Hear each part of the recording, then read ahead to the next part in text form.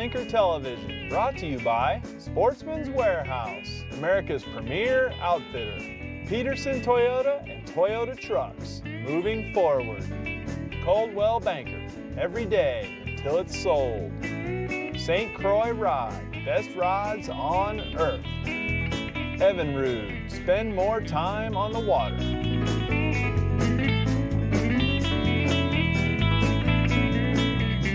Good morning. Welcome to Fishful Thinker Television. We're here in central Kansas once again, joined by Mr. Troy Coburn right here, Bassmaster himself, Mr. Troy Coburn. We're here on, what's our lake? Waconda, Lake Waconda. You think I'd know that. We're in Glen Elder, Kansas on 12,000 acre Lake Waconda. It's first day of May, and we're here chasing smallmouth bass and potentially some wipers or white bass or striped bass. Maybe, who knows what else we'll find, but mostly that's what we're gonna look for. Might catch some walleyes as well. This is gonna be a lot of fun. It's early spring, what do you expect? I'm excited. On a day like today, water temperature's around 60 degrees, I think everything's gonna be moving. Everything's gonna be on it. That sounds great. Now here's the deal. You can see it's bright and sunny out. We're kind of getting a late start this morning, but that's okay. Not everybody gets out here at the crack of dawn, so we're getting a late start. We're gonna fish into the afternoon. Traditionally in the springtime, the water will warm and that can be good. So that's what we're gonna focus on. So hopefully you guys will hang in there and watch. This should be good fun. I think we'll get lots of action today. Should be fun, you think? Let's get them. Let's get after them. So. All right.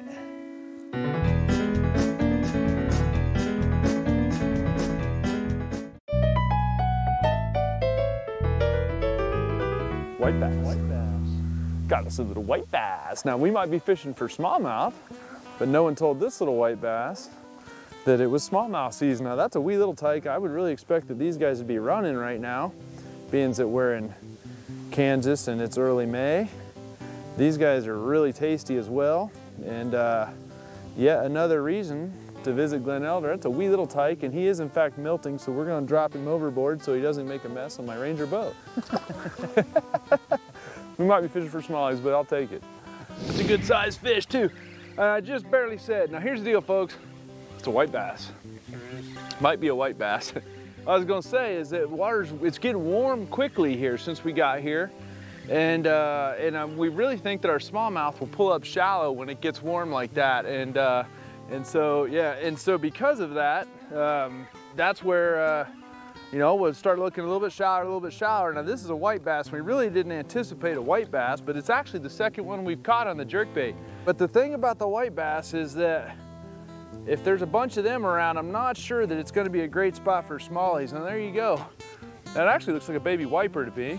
Does that look like a wiper to you? Yeah, broken lines. And let me look at the tooth patch. And then actually it is a baby wiper. So, but either way, he'll think he can spawn, and those white bass and white bass wipers should be spawning right now. And that's just a wee little wiper, but it's the second one in a row. It lets us know that, that at least we can catch some of these. We're looking for smallies, but I'll take those any day, and they absolutely park a jerkbait. We're gonna put him back. Nice colors in the sun. Love that. And I'm always a fan. I've said it before, I'll say it again, fish for what's biting. If the smallies don't want to play with us, we'll start chasing more white bass, but we'd really like to find some of them. It's right at that 60-degree range. We expect they should be pulling up on the bank. We'll keep throwing the jerkbait and see what else we can catch. If we can get into the smallies, we'll do it. If we got to catch a bunch of whites and wipers, we'll do that too. All right, now, we didn't even move the boat. We just released the last wiper, and now I got another wiper. And wipers, I shouldn't say that because I haven't seen him yet. But given I just threw back to the same spot, yeah, sure enough did. Got this one on top of the back. He's a little bit smaller. Wee little wiper. Actually, that's a white there.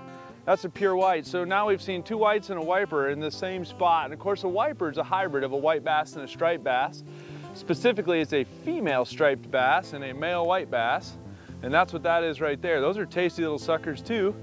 But we've now caught 3 of those in a matter of just a few minutes on one spot. So it seems like as good a spot as any to show off the fast reaction bait on the jerkbait. It's a way to get bites. It's 1st of May. Those fish should be spawning, and obviously they're gonna jump all over that thing. So we'll keep throwing it, see what happens. And because Troy and I have never been to this lake, we really don't know a lot about it. Like I said, it's 12,000 acres, it's big and shallow. And we actually came out here and filmed some crappie once, but otherwise we really don't know much about this lake. And so what we're really doing is trying to eliminate water, and that's some fast baits. We don't want to throw the same baits, so Troy's got a, actually you got a drop shot that you're working relatively quick. Right. and I'm working a jerkbait, and that's because I really like the reaction bite. We could expect smallmouth or white bass or wipers to eat it. We're on probably one of the more prominent main lake points on the whole lake. When you look at this map of this lake, this is one of the most prominent main lake points on the lake. It's a good place to find fish transitioning one direction or the other, and that's a good place to start. What are the key things you think are for locating smallmouth bass? Let's say we were going to focus on them. I know that's your first love.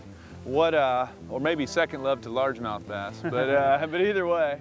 It's about a tie game between those two. Okay, what do you think you're going to look for being 60-degree water and first day of May, Kansas? Well, they should be on beds, or at least really close to being on beds. So I'm going to look for transition banks. And if you get a look at the bank over here, you'll see a lot of areas where it's the chunk rock, right? And then the transition is the transition into the sand or the gravel. Right. They're going to want to feed on the chunk rock. They're going to stage on the chunk rock. They're going to spawn on that gravel. Gotcha. So, just like what we have here, this is just a perfect scenario for finding some smallies this time of year. Oh, golly. Just got hammered. We got seagulls buzzing around here. We got a huge main lake point. We got the wind blowing down it. We got a transition in the bank. We got a perfect spot for catching those guys. Not sure our smallies are going to be here, but they might. Oh, there's one right there. Oh, Smallie. Huge smallie just came up and tried to eat my bait. Here he's on it.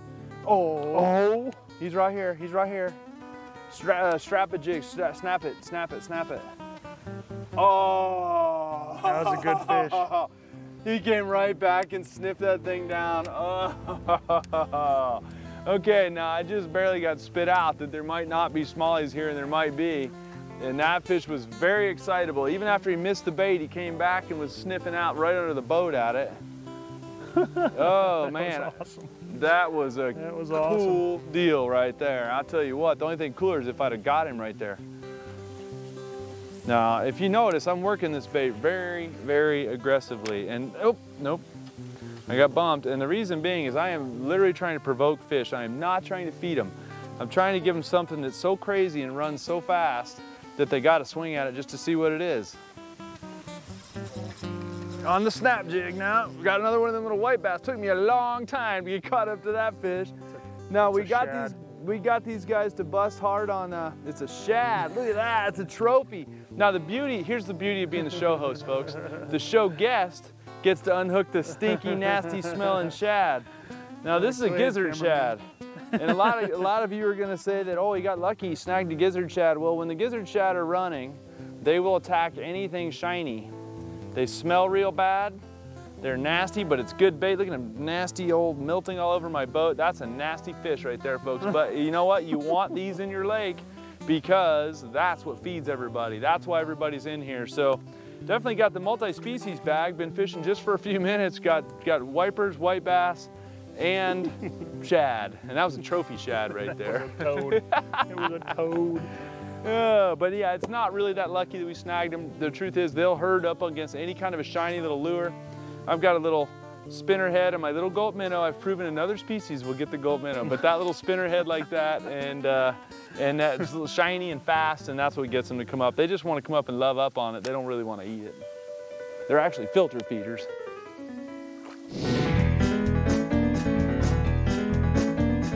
Without a doubt, one of the most important pieces of equipment that I own when it comes to catching fish is my polarized sunglasses.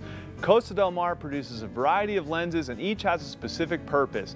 This lens right here happens to be an amber lens. It's excellent for increasing contrast. It's my choice on overcast days, cloudy days, or also for driving the boat early in the morning and late in the day. But when I don't need the high contrast amber, just the opposite of that is the blue mirrored lens right here. The blue mirrored lens is your best choice on open water. It's great on ice as well. That's my lens when it's really bright out. For a good all-around choice, I like the green mirror lens right here. It's amber based, so it's good for contrast, yet it's mirrored for UV and glare protection. All these glasses will cover my temples completely to keep glare out of the sides of my eyes right there. Whichever lens you choose, get a good pair of polarized sunglasses and it'll help you catch more fish.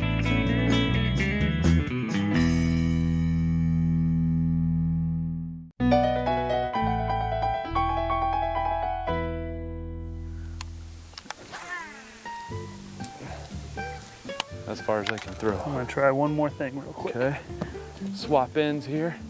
Now, what this is two guys trying to figure out the problem at the same time. Here's the deal, we really don't know. We're trying to figure it out as we go. This is not, we don't have a pattern. We're trying to establish a pattern. We've caught some fish, but we don't have a pattern. And so we're working towards establishing that. We're using the electronics and we're marking some gorgeous fish. There's cedar trees underneath here, marking some really nice stuff, but we hadn't got them to bite yet out here. So we're trying to work towards that. The fish we have caught have been more bank oriented. So we're trying to work towards that. So you're gonna see Troy and I changing a lot of stuff up as we try to figure it out. We're sticking with reaction baits because it is glass calm. We don't particularly know where there's fish, so really focusing on one spot doesn't make a lot of sense when you don't have any idea where that spot needs to be. So that's kind of what we're doing. Chrome rattle trap, lipless crankbait, and snap jig in the gulp minnow.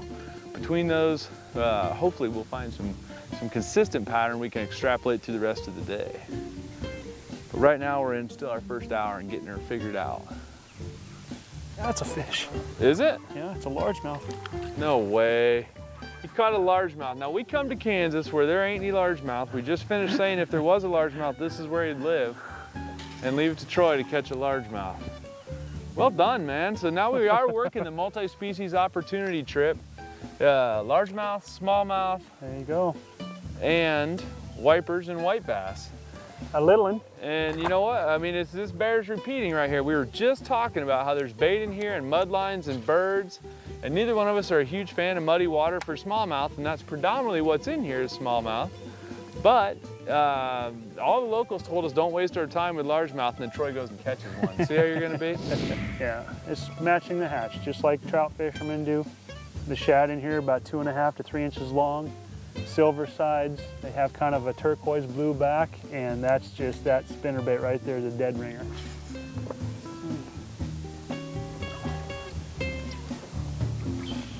Oh, largemouth. Here's a wee little largemouth. Another wee little largemouth. Nice little green bass. Beautiful. All right. Now, in our effort to show you the variety here at what did I catch? A walleye. There you go. There's the your Walter. variety show. We're looking for the variety pack. Now I got Troy going along here, and he's throwing a shallow cover. And there's few people in the state of Colorado better at throwing at shallow cover than Troy.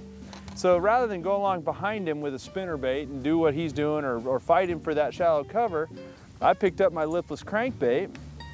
And if I can get this out of here, I'll show you this walleye. And we caught a walleye. Now, is that the biggest walleye I've ever seen? No, it's not, but we're trying to show you the variety that you can find here in Glen Elder and a lot of the Kansas lakes. So crappies, white bass, wipers, walleye, largemouth, smallmouth, and a shad so far today, and we've only been fishing about 3 hours. We're fishing around bait. We'll go ahead and get this one put back. Whoa, hey. Hey, caramba, you think I could handle fish. But at any rate, it's real bright and sunny as you can see. Got the chrome rattle trap right there, very common. This bay is full of shad. Troy's working this spinnerbait, and who'd have thunk it? You just never know. You get a walleye up in this real shallow water. We've seen gar in here as well. Bottom line, anytime you're fishing around a whole bunch of shad, good possibility of catching some fish. It's 1st of May. Shad push up in these little creek arms in any of the lakes in Kansas. This is a prime example of it, and a little bit of variety action going on. A lot of fun. Fish for what's biting, and that's what we're doing. There's your white bass right there. There's a big shad there. Look at that. Now, that's textbook right there. The river runs up through this riprap behind us, and I got all kinds of mad. Still working the reaction bait pattern, and I got this white bass, and he is fired up, or white bass, wiper, whatever he is. Seem to have their number today. Here he goes, buddy. Come on in here. Easy. There's a good sized white bass for you folks. Now, let me get a hold of him gracefully. These things can be a handful. Oop, drop my croy. There we go. Nice. How about that? Got some shoulders on him. That's about our 2nd cast. We're trying to show off the lake, you know, so we fish real shallow in a cove. There's a bunch of bait there. Now we're on a deep spot next to the main river channel. White bass. Who'd thunk it? So a real good variety of the Kansas lakes. Love that. That's good eats right there. How about this? See you, buddy.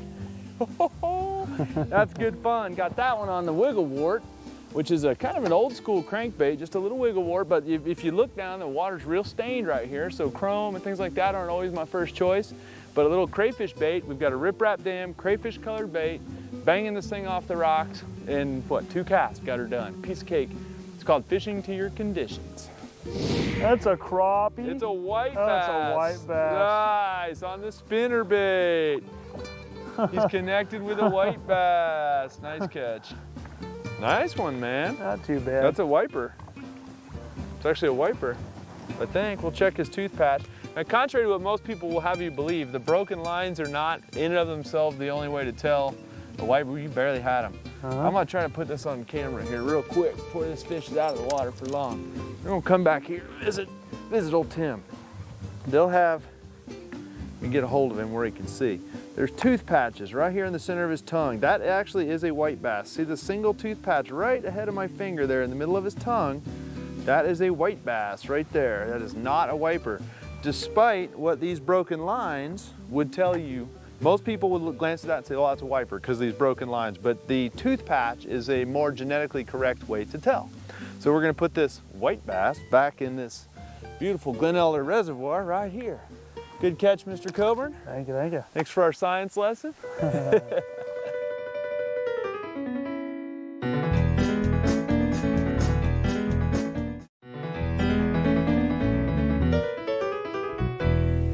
Now, one of the things, if you're going to come in and you're going to fish backwater areas like this, one of the things that can be really important is access to deep water.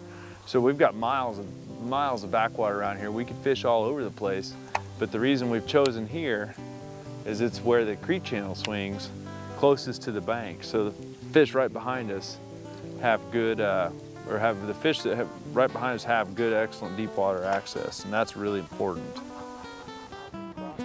There he is. Did you get one? Got him. All right, Mr. Coburn. So what we're doing is we're trying really hard. That's a catfish. Even better. There's a bonus. We're trying really, that's a gnarly looking little catfish. That's a little too. flathead. It is a little flathead. Let's grab that thing. Now that's a cool little fish right there. Now watch out. Yeah, watch those spines. I know. All right, now that, my friends, is, watch the boat there, Mr. Coburn. I gotta land, I gotta show this thing to the camera. This isn't something you see on TV every day. This is as ugly as a fish gets right here, folks. Now, that's an ugly one. That's a flathead catfish. Notice how flat his head is. That's a flathead catfish, and what a cool fish that is right there. Now, he's a dangerous one. You gotta watch the spines on him, but he's a bottom feeder. Really, really cool fish, super aggressive predator. Anything that swims over the top of his head has a chance of getting mowed down. Kind of an ancient fish. Big old mouth, he will bite you. I can noodle. This is about as close to noodling as I get right there. But at any rate, what a really cool fish. Troy, that's a great catch. You like that? And we've had an effort to show you as much diversity as we can here from Lake Waconda and Glen Elder, Kansas. And that definitely speaks of diversity right there. Let's put him back here. We'll put him down in the drink right here. What a cool fish, man. That's a cool fish. You ready? There he goes. So what we're really trying to catch right here, guys, is a crappie. And we've caught all kinds of other species, so we're gonna try to catch a crappie right here. There he is. There we go, nice. See, now I'm talking and he's fishing. How's that work? He even caught a crappie this time. I caught a crappie. There you go. Well, you caught a nice crappie too. Let's see that fish. Nice crappie, Mr. Coburn. See you, buddy. Nice. What you got over there? Nice. Swinging them in. All right. Nicely done. Oh, what did he just spit up? What is that, a minnow? Oh, he turned on the bait, dude. He almost ate it. I bumped him and he almost ate it. Fish on, fish on, fish on, fish on. Ooh. Boom. Nice. What'd you get? I don't know. He's running right at the boat. Here he comes, here he comes, here he comes. Got to catch up to him. Nice. Smalley. Nice little smallie. Yeah, little guy. Nice little smallie. But it is a bass. And it is brown. It is brown. And it's a good sign because I cast right straight back over in that same general area. Yeah. Where we keep catching them. And there he is. Yeah. There's my Smalley right there. So in our continuing effort to bring you the multi-species deal here in Glen Elder, Kansas, we have finally made contact with our smallmouth. We've caught green ones, and he's a wee little guy. Double. Double. Nice. Nice work. So, this one's milting, so I think they're getting on the spawn here. And the whole deal with these smallies is when it glasses off and gets like this, it's just no telling. They can be all over the place. Big follower. What'd you get? Big follower. Oh, we got a nice double working right here. There's a big fish following. Bring that thing in the boat right here, buddy. Hurry up. Hustle him in here. Whoa, buddy. Bring him up in here. That's a nice one, too. All right. Swing him up in here. Get a hold of him. We're going to do ourselves a nice double right there. Now, get a hold of him. I'm working. There you go. Nicely done. Hold him up right here. Big smile right there. And we're not likely to get any better than that. Give me 5 right there. I'll tell you what, we have had a good time on Glen Elder today. We have looked all over. We caught largemouth bass, smallmouth bass, stripers, or not stripers, wipers, white bass, walleyes. I mean, you name it. We've caught it. Even caught a shad. Yep. So let's put these two back. And we want to definitely go easy on the resource here. Woo! Good stuff. All right. Thanks again, Mr. Coburn. Right on, brother. Guys, doubles as good a place as any to end the show. It's hot and sunny out, beautiful here in Kansas. I would encourage you to come to Glen Elder, Kansas and try it. It doesn't matter what species you like. If it lives in fresh water, it's probably here. Good place to fish, would you agree? Oh yeah, I can't wait to come back. Always fun to have Mr. Coburn on the show. We appreciate you guys watching, and we'll see you next week.